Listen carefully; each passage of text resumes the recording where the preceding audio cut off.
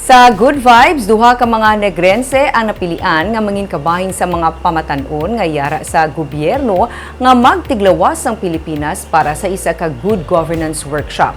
Ang workshop ang pasakupan sang tanan nga mga pungsod sa idalom sang Southeast Asia. Yaring report ni Martigo. Madamo na karon sang mga pamatanon nga yara sa gobyerno kag nagahatag sang serbisyo sa publiko. Gani ang White House ang Estados Unidos ang nagsugod sang isa ka programa nga ginatawag Young Southeast Asian Leaders Initiative nga nagatuyo sa pagtudlo sa mga youth leaders nga nagaedad 35 anyos panubo sang mga epektibo nga pamaagi sa pagdumala sa gobyerno. Masobra sa 700 ka mga youth leaders sa Southeast Asia ang nag-apply para makapasakop sa regional workshop. 100 ka mga tiglawas ang napilian gikan sa Pilipinas. Duha diri ang taga Negros Occidental, si Vice Mayor Justin Gatuslao sang Himamaylan City kag si Shane Solidom nga isa ka sanggunian kabataan chairperson sang Barangay Villamonte sa Bacolod City.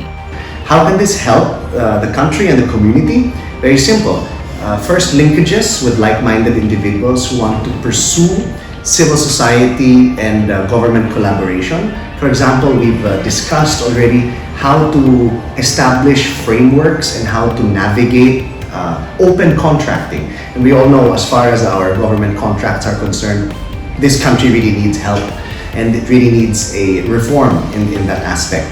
I joined this activity because I saw it as a huge opportunity na expand pa gid ang akon nga paminsaron kag mga nahibaluan regarding public service and good governance. Especially sa mga natabo sa aton recently sa COVID. Dito ko pag na-realize, dito man na-highlight kung ano natin kakinahanglanan ng open data, use of digital tools, civic engagement for increased transparency and accountability. Ang workshop ang pagahiwaton kuntani sa Kuala Lumpur, Malaysia sa madason nga bulan. Pero bangod sang pandemic, himuon na lamang ini nga isa ka online activity.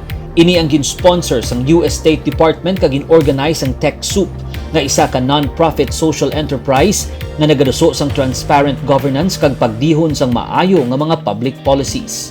Martigo para sa Digicast Negros.